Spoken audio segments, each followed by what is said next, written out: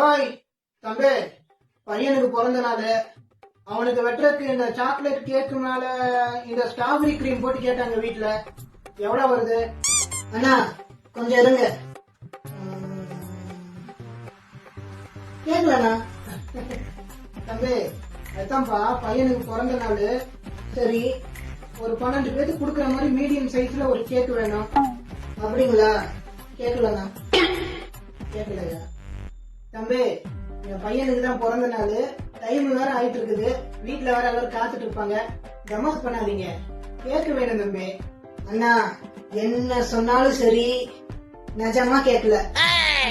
டேய் பாடு போடா, உன் ஓனர் கூட்டிட்டு வாடா. யோ யார் ஓனரு? வெளிவா. தலைவா கொஞ்சம் பொறுமையா, என்னாச்சுன்னு சொல்லுங்க. நீதான் ஓனரா? இந்த கடைக்கு நீதான ஓனரு? வந்ததுல இருந்து கேக்கு வேணும்னு அரை மணி நேரமா கேட்டு நின்று இருக்கிறேன். இவன் எதத்தால பேசிட்டு இருக்கிறான். இப்படிதான் வர கஸ்டமர் எல்லாம் நீங்க கவனிப்பீங்களா?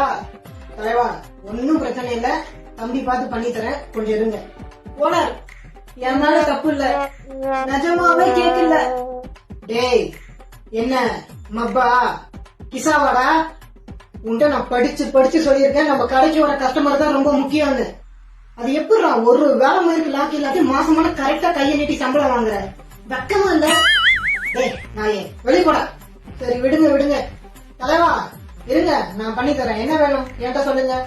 அதுதான் என் பையனுக்கு பிறந்த நாள், இந்த சாக்லேட் கேக் மேல இந்த ஸ்ட்ராபெரி கிரீம் போட்டு ஒரு 1/2 கிலோ மட்டும் கொடுங்க, அந்த பேரெல்லாம் எழுதி. சரி இருங்க, நான் போட்டு தரேன். அச்சோ கேக் இல்ல. தலைவா உங்களுக்கு வெண்ணிலா போட்டு ஏதாச்சும். ஐயோ வேற எதுவுமே வாங்கிட்டு போனா அவன் ஏத்துக்க மாட்டான், சரியான அடம். இந்த சாக்லேட் ஸ்ட்ராபெரி மட்டும் இருந்தா கொடுங்க. தலைவா கேக்கல தலைவா. ஒவ்வொரு போய் உங்க கடைக்கு வந்தோம் பாரு, என்ன சொல்லணும் செவிட்டு பண்ணாடீங்களா? சரி, நம்ம பாட்டுக்கு வாய்க்கு வந்ததெல்லாம் திட்டி அமைச்சிட்டோம். அவன் இன்னும் என்ன அழுகு பண்ண போறானோ.